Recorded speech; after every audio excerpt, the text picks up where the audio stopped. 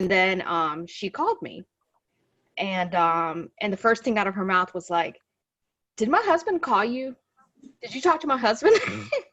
Eh? And I was like, "No, ma'am, I'm sorry. What's going on?" And she's like, "Well, my husband gave me your information and said that you had to answer that I had to answer two questions for you." And I was like, "Oh no, I'm sorry. I was reaching out to you because I saw that you withdrew your home, and I just wanted to see how I could help you market it and list it." And she's like, "Well, he told me that you had two questions for me."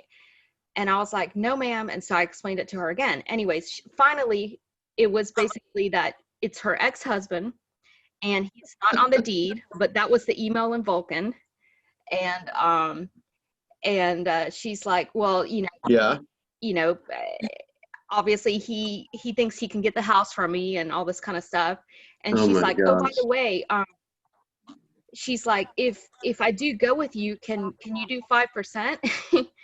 And I was like, "Well, I think we can. I mean, you're in my community, and I'd be willing to, to discount for folks that, are right around my area as a, promotion or something that I'm happy to do." And she's Okay. like, "Great. Then I would love for you to list my house." Wow, that's kind of easy.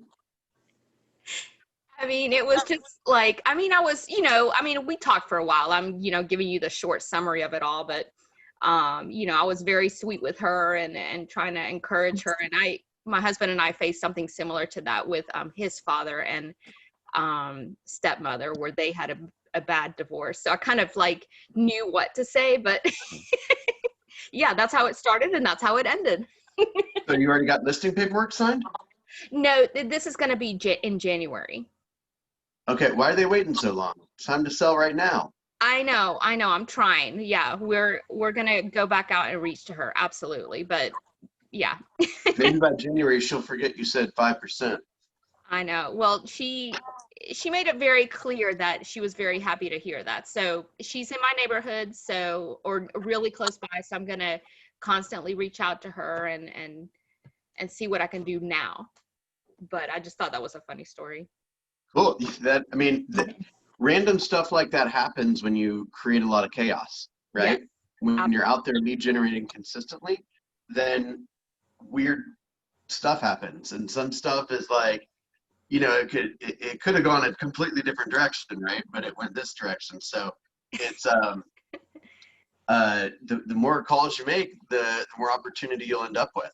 Um, Absolutely. my only thought on that is, I know this might have been a special type of circumstance, but in some instances, every circumstance can feel like a special circumstance. So like, I would just, I think it ended up being in your benefit, but I want to help you guys protect as much of your commission as you can. Don't be so easy to give it away. Say, hey, that's some under certain circumstances I'm willing to work with you on that. Let's talk. Let's meet. When can we meet? Right? It sounds like you have some questions about commission and the number of dollars that you're going to net. And I understand that's super important, and that's what we'll talk about when we meet. That's what we'll talk about when we meet. Get the meeting, Yep. right? Because they'll be like today you might say, oh, I don't have a listing, or only have one listing or something, so 5%, that sounds cool, it's in my area. But come January, if you keep doing what you're doing, you're going to be slammed, right? And then you're going to have 5 listings, 4 of them are going to be at 6%, and one of them is going to be at 5%, and you're going to be frustrated that you agreed to 5%. You see what I'm saying? Yeah, absolutely. No, you're right. Yeah, it's kind of like we've been talking about variations of this with a few of you guys privately, which is and by the way, this is on topic with lead gen, okay? Um, and I mean, great job. But first of all, you don't get yourself into that predicament unless you're making phone calls and stepping outside of your comfort zone. So I do want to make sure we recognize that. Good work. Okay. Um, what I think we're facing is a lot of us are how do I want to say this? I'm going to say it kind of bluntly, okay? Um, we're falling in love with mediocre clients, right? A mediocre client is one who like sometimes listens to what you're going to say, doesn't have a super strong motivation. It doesn't really value all the things you do and doesn't particularly care to listen to them either. They, they're late for appointments. They like kind of are mean. You know what I'm saying? They're like not ideal clients. And because we don't have that many, we're bending over backward to try to turn, to try to get blood out of a turnip or whatever the line is, right? Like a B client is a B client and a D client is a D client. You're probably not going to be able to turn a D into an A. The only way to get A's is to go make more phone calls so more A's appear, or go talk to more people in your database, or host more open houses, or do more social media ads, these kind of things. Because sometimes, like, I forget who I was talking to, it doesn't matter. They don't have a lot of clients, right? And they've got a couple of pretty lousy ones, to be honest. And they're the first couple that have shown up and said, hey, I could potentially work with you. Yet they're not listening to anything that the agent is saying, right? And it's frustrating the agent. And the agent is like, gosh, is like, am I in the right business? Like, am I doing something wrong? And it's getting them frustrated. And I understand that. They're getting frustrated trying to turn a C person into an A, right? The only way to get out of that predicament is to go find more opportunities. And then you can get better and better at plucking the best ones out. Does that make sense to y'all? Yeah. I mean, I know, Kathy, you've certainly dealt with that. Do you want to share any idea on any comments on that? I have one right now that I'm thinking, why? Yeah, experience in the Because, business does not prevent you from interacting with D people, does it? no, and it's like we staged her house. Her listing hit the market this morning, and she just, her idea of clean is not my idea of clean. So it's a mediocre client, and honestly, she kept calling me, and I went and looked at her house, and I was like, I don't want to do this, so I just quit calling her. And then she called me and called me and called me, and anyway, I told her no showings until tomorrow because she didn't have the house cleaned like I told her to, like the microwave and when you walk in the front door, it's just, and so I blocked everything out, no showings today, because I knew she wasn't going to get it done, and I'm going by there tonight. And if it's not done, I'm blocking the showings out tomorrow. So yeah, and now that's going to start. I mean, it's not the end of the world, but then that starts to mess with your days on the market and your stats and stuff, Yep. So that's the thing, guys, is so Kathy, let's draw a little comparison, okay? You've got more than one client, I know. So-and-so, who is the owner of the home that you were just describing, when that person calls and you see that name on the caller ID, what happens to your body? I go, oh God, what now? Okay. And then when another one of your clients calls and their name shows up on the caller ID, what happens to your body then? It's a completely different reaction. And then what do you like? Can you describe the difference in the way that you behave or feel, or your mindset around what kind of the way you behave after those two phone calls are done? Well, those two actions are done. So when I see her name pop up, I go, oh God, what now? And then I think I'll just let it go to voicemail. But then I think, nope, just go ahead and answer it and figure out what the problem, what the solution is to the problem now. So then when I get off the phone with her, I'm exhausted. So it's, and then there are clients that call and you get energy from them and you feel that's great. Right, because we're all in the business because we like helping people. Look, if you don't like helping people, you may as well just go find a different gig. Yeah. Right. But you know what? She's done so much that I asked her to do. And, I have a big heart for her because she's got a lot on her plate, and I know we are very susceptible to D clients. Yep. And I want to help her, and she's done a lot, but it's just the last minute little bitty nitpicky stuff. Yeah. So, Well, the vast majority of us have very large hearts, and that's why we get into this business. And so I'm not suggesting that you be heartless and ruthless. I'm simply suggesting that you have an awareness that if you want to work with top tier clients, you got to court a lot of people so that you can afford to turn opportunities away or things away that show like they're opportunities. Does that make sense? Does anyone else want to comment on that? Well, I have a question. Well, just for clarification. Yeah. Because a couple things came to mind when you started talking about that. Is in the beginning, being a new agent, I can see it naturally being when that happens. Me being a new agent, me questioning myself. Well, maybe I'm just not, doing a good job. So, are you saying that?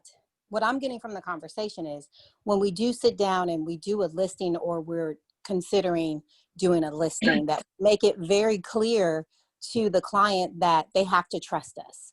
You have to trust that I'm the expert. Is that what I'm getting from you? Because you're going to have some clients that will and some clients that won't. Is that what you mean? The difference between an A client and a D client? I don't know that I would use the word trust, to be honest. It's certainly going to be helpful if they trust you, but you're going to have to earn the trust.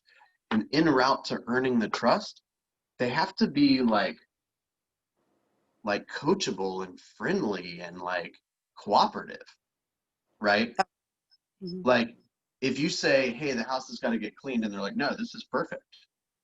Like that's not a trust issue. That's just being a jerk.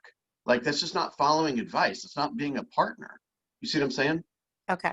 Like Mm-hmm. you're not asking them to do anything, crazy or expensive. You're just simply telling them how to be successful. If they don't want to follow any of your guidance, quite frankly, it doesn't really matter if they trust you or not, because it's going to be a miserable experience no matter what. Gotcha. Okay. Right? So now you're never going to be able to like sit down with the seller and say, now, Kathy Ray, I'm a real estate agent, so you're going to need to trust me, right? They trust you because you speak confidently about the market. You speak confidently about the process of the sales cycle.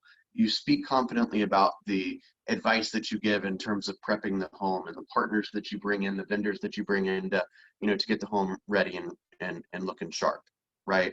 But if like you showed them the data and like every home in the neighborhood for the last 3 years has sold between 400 and 450, and they want to price it at 525, and they can't understand why they think that's weird, it's going to be a long road. You see what I'm saying? Okay.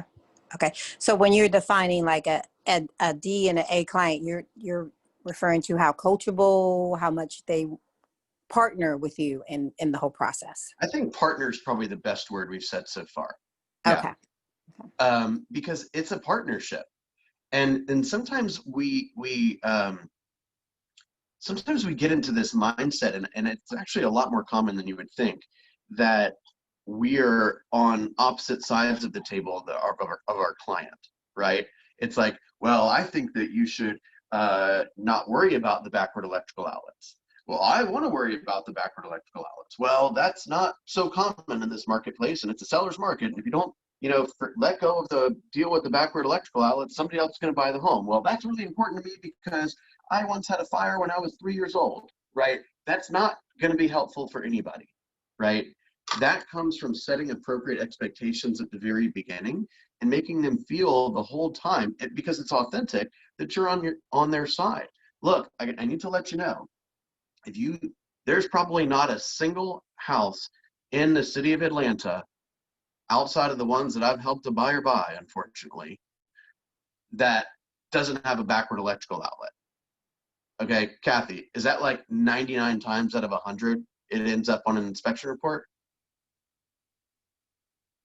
I mean, yes, what yes. I'm talking about is reverse polarity. Like Right, the wire yes. switched, right? Yes. It is probably the most common thing on a home inspection report. Is the house going to burn down? No. Does it sound really scary? Yes.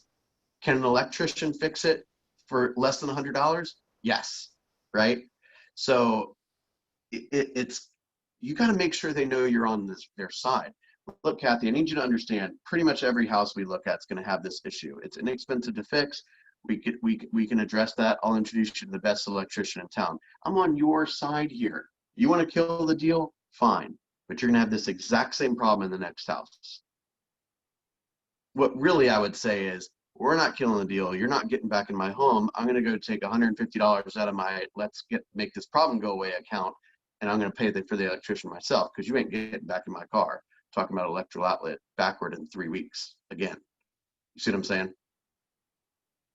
Yeah. So when you're pricing a home, it's not, well, you think it's 325 and I think it's 300. It's, look, all the data is available for the appraiser, the buyer, the buyer's agent, the seller, the listing agent. We're all trying to strategize together. I'm here to protect you. I don't want you to sell the home for less than it's worth. Well, that's not in anyone's best interest at all, except for the other side. So you got to make sure that when you're dealing with the buyer and the seller, they know you're on their side. And you share with them what the situation is going to look like if they move forward, and what the situation is going to look like if you choose not to move forward. Make sense? Yes. Did that Yes. answer your question, Tina? Yeah, it did. It makes sense. Like you said, I think the word there that hit home for me is partnership. Right. It's kind of like it's like, are you enjoying your experience together? Like, if I ask you to do a bunch of stuff and I, tell you, I'm the expert, right? If I tell you how to be successful in the marketplace, it's not because I pulled it out of the sky. It's because I've been successful and I've also been not successful. And I know the traits of both, right? So if you're going to fight me on every single thing we talk about, like, it's going to be like looking at the telephone call when the name pops up. It's like, oh gosh, here's another hour-long conversation where they're not going to listen to anything I say. How exciting is that? Okay. There's no problem in real estate, just about, that cannot be overcome with having more leads. When you have more leads, you don't need to work with the person who's always late, that's a crappy partner, that doesn't respect you, that doesn't respect your advice, that doesn't want to live on that street because there's too many black people, or that street because there's too many white people, right? That's not fun to be around, and I don't have any, that's all I need to hear, and you're done. You see what I'm saying? Oh, sorry, I'm not gonna be able to help you. Have a nice life. See what I'm saying? But if you don't have a pipeline full of people, then you start to question whether that is the right move. You see what I'm saying? Anyone want to comment on that? Any questions? That makes a lot of sense, because the more people that you have, um, that self-doubt goes away, because that's literally, if one person is making you doubt yourself so much, again, like you said, grow your database. Like, and if you had more people that you were courting, then you would see it's not you, that was just that one particular scenario or that one person, and everybody's not going to be like that. So it's not, no, that's them and their weird self. It's not you. So keep going. That's right. And that also, by the way, has to do with location of people that you help.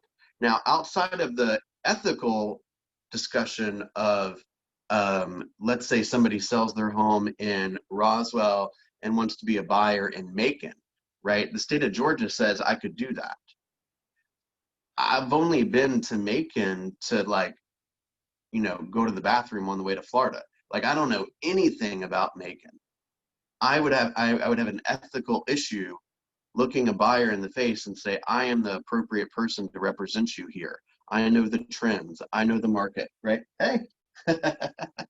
Does that make sense?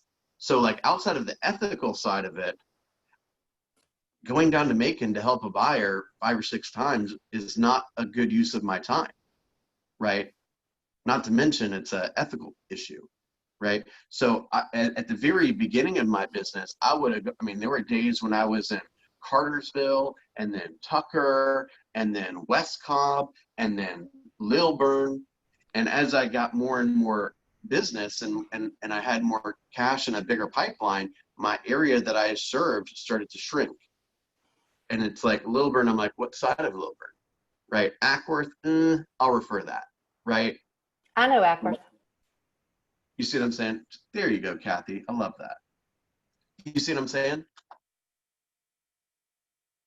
Now it's like Powder Springs. I'm like, oh gosh, it's a little far for me. Like, I might not be back in time for dinner. I think I'll give that opportunity to somebody else. I got Powder Springs. That was a test, y'all. Good job. Good job. Okay. Anyone else want to comment on what they're hearing today?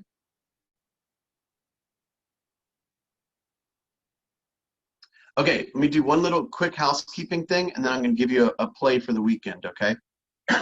First of all, we're doing another drawing today at 4 o'clock for Mega Camp.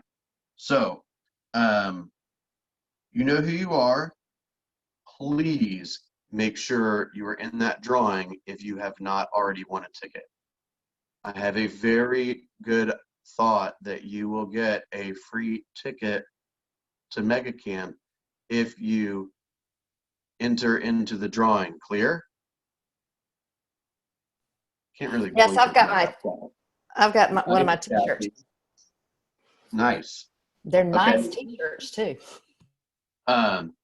They better be. They should come with like a $20 bill inside for $30 or whatever they cost. $26.50. All right. Don't forget, from 5 o'clock to 7 o'clock on Monday, we're going to have the parking lot Mega Camp. What do you call it? Like kickoff thing. Okay. Rose, I love your comment last night. You're like the perfect attendance person. You're like, will I get dinged? Will I get detention for not coming to the virtual one? That priceless. Love that. Anyway, make sure you attend that. For some of us, like, you know, Tawantis and Ebony, we've only met once in person in 6 months. So I mean, hopefully we get a chance to meet each other in person. That'll be kind of cool. So hopefully you can make sure to be there. Remember, today we're going to be doing a success series from 12 to 1 with Pam Duncan. Kathy, Pam she's one of the originals at the office, isn't she, from 14, 15 years ago. And she's always been somebody that I've looked up to, and one of those top producers that was always a giver back when I started. And she's going to be joining us today from 12 to 1. She's been on the ALC plenty. She has a small team at the office, just fantastic. Her focus today, she's going to be talking a lot about pop buys and building her business through referrals. I believe that her business is pretty much 100% referrals. I don't think she's ever made a cold call. Okay, she might be able to correct me today, but that is definitely not on her. That's not on her plan. She's not calling expired. She's not calling FISBOs. She's been in coaching for a long time. She is big on loving on her clients on a super regular basis. So she's going to share a lot of ideas with us today. That's from 12 to 1. We also have Sam Jackson coming into our Zoom room from 1 to 2 today, talking about custom tagging on command. Okay. Don't forget, there's 2 GLG groups today. I'll be sending out the links probably right before. One is from 10 to 10:15. That is a high accountability group. It's just an opportunity. It's a kind of a real quick round robin where you go in and you share, what have I done over the last 48 hours to create a client? And what do I intend to do over the next 48 hours to create a client, right? So it's an opportunity to hold yourself accountable to your promises, right?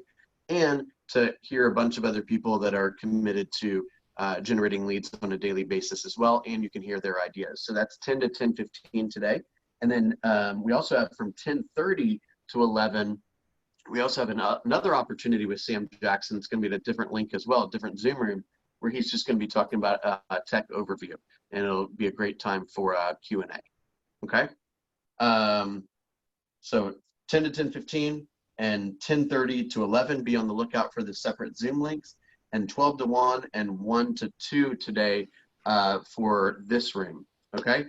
Again, make sure you get your application in, just that little quick sign Google form thing if you do not have a Mega Camp ticket. And just make sure everything else is okay. Let's just do a tiny bit of housekeeping for next week as well.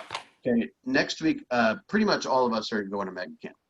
Okay, there's a couple people that kind of hard to reach, but everyone that I can get a hold of is has won a ticket and is committed. So this is going to be a lot of fun. Okay, we're going to have probably about 35, 36 people going to Mega Camp. Okay, so Monday and Friday are going to be your kind of standard days. Okay, nothing's really going to change there. We'll have a Mega Camp prep hour on Monday and a Mega Camp recap hour on Friday. Okay, I'm about to send out a slightly changed version of the calendar. Okay, Tuesday, Wednesday, and Thursday there will not be any Georgia Legacy Group sessions. Okay, and there will be very minimal outside of our huddle. There will be no events on Tuesday, Wednesday, and Thursday. We are planning, if to be frank, to be perfectly honest, I haven't looked too closely at the schedule, but what I have planned now is from 8 to 8:30 Growth Mastermind on Wednesday and 8 to 8:30 Launch Mastermind on Thursday. I'm pretty certain that's going to be before anything happens in the morning. Okay. And then if possible, I'd like to do the huddles where we're kind of talking a little bit about, okay, somebody's going to go to this mastermind, somebody's going to go to that breakout, somebody's going to go to that breakout. I'm going to encourage you guys to take notes, and if I can figure out how to do it, I might create a like one shared document where we all can basically compile our notes. So if Tawantis goes to breakout session 1, she writes her notes, and somebody else goes to breakout session 3, they can write their notes, and we combine it into one document that everyone will have access to. Okay, the content will be available for 60 days after Mega Camp. So if you go to one breakout, but you really want to go to another one or check it out, you'll be able to do that. Okay. Does anyone have any questions about, oh, you know, one of the other things that I want to try to navigate, which is going to be a little complicated, but I'm going to do the best I can, is if you have a coaching session on Tuesday, Wednesday, or Thursday, reach out to me if you would like to reschedule, and I will do my absolute best to make it happen. Okay. Everyone hear that? Yes. Hey, Okay. Bill. Yes, ma'am. Group me or whatever, but like I want a ticket, but then people are talking about like an email or going to the office, and I didn't get an email. So what are we supposed to do to like get our information to sign in? I'm going to. I'll tell you shortly. I don't have the answer for you right at this moment. We're probably going to talk about it in the leadership huddle in 1 second. What's happening here is basically there's a lot of different entities that, or a lot of different vendors, of course, that pay for these tickets. And so we want to, like, whoever bought Kathy's ticket might be different than the person who bought Tawantis' ticket. So we're trying to keep that together. And I'll hear some more details this morning on registration and updating your profile and all that stuff. I sent out a video last night that you can jump right into as soon as you have your logins and that kind of thing. Okay. Awesome. Okay. Thank you. Don't worry. We're going to give you plenty of time. I'm sure that is top of the list for Aaron and Mel and Lucy and Lee today. That clearly that's important. Okay. Awesome. Thank you, Bill. Okay. So one of the things that my coach and I talked about yesterday was this idea of the difference between a goal and a commitment, right? I'll give you an example. Let's say that if I told you that if you talk to 15 people today, I'd write you a check for $1,000. Would you do it? Yeah. Is there anyone that would say no? Yes, I would. I would do I would it. do it. Okay. Is there anybody that if I said I want you to add 5 people to your database, I'll give you $5,000 every year for the rest of your career? Would you do that? Yes. Okay. Yes. Anyone want to say no? Let me repeat the offer. I'll give you, you add 5 people to your database today, I'll give you $5,000 every year for the rest of your career. Yes. Okay. No. That's, Oh, I was comparing it to the other one. it's the same thing. Oh, Okay. forget about the first part. 37,000. Okay. Okay. There's Kathy trying to look for that little nuance, right? Okay. Guys, that's what adding people to your database is.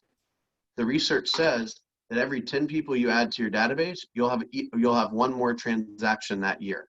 10% of your database, if properly communicated with, will transact every single year.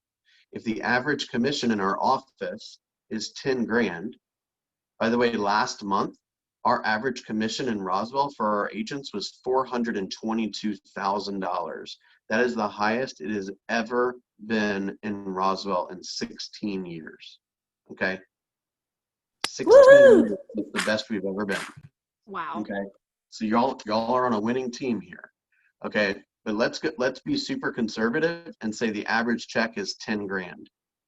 If you add 10 people, you get one deal, that deal pays 10 grand, then every person you add to your database is worth $1,000 every year. So as long as you communicate with them systematically. Y'all follow that? Okay. So if I say we have a goal of adding 10 people to our database this weekend, right? Are you committed to that? Or is it just kind of a goal? I'll give you a difference. Sunday night rolls around and you've got 8. If you had a goal, then you're like, I gave it a good shot. I'm a little tired. I think I'm going to kick back and watch some TV. A commitment would say, well, damn, I guess I got to go to Target because that's the only place open and go find somebody that's shopping so I can meet them and add them to my database because I'm not going to bed without having 10 in my database. Y'all understand the difference there? Yes, I like that. Okay. So I want you, I'm not going to mandate a number, but as soon as this call is over, I want you to take 30 seconds and think about how many people you are committed to speaking to about real estate that you will put into your database. How many people will you put into your database this weekend and make it a commitment? Okay. Something's going to pop up, y'all. Something's going to pop up. It's you will have a distraction. Okay, I promise you. When you have a commitment, it doesn't really matter. You just do it anyway. Okay, does that make sense?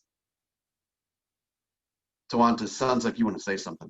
I did. I was just gonna share something. So yesterday, you guys, real quick. So Bill, this was the same exact thoughts I had on yesterday. So it was about 5, like right at about 5.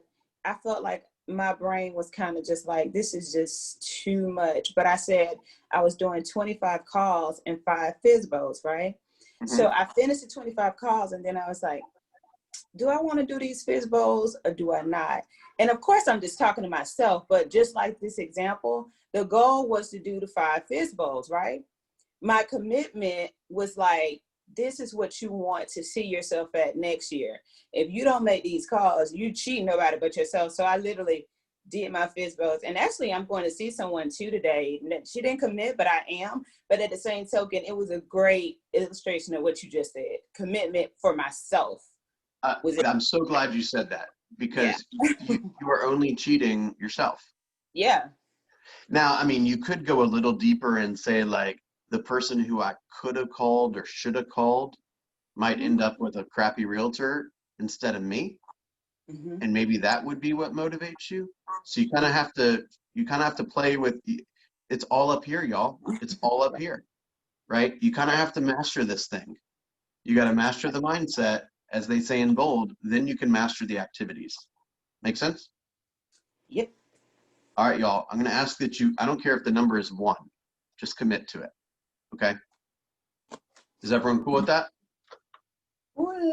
Yes. Yes. Okay. You guys go have an awesome day. I'm excited to see you at 12 o'clock. There's a handful of people that have not updated their numbers, so if you could just take a moment to do that for me, please. And For anyone that is not registered for Mega Camp, don't forget, free ticket, y'all. Free ticket. Come on. All right. Have an awesome day, guys. Bye. See ya. See you later.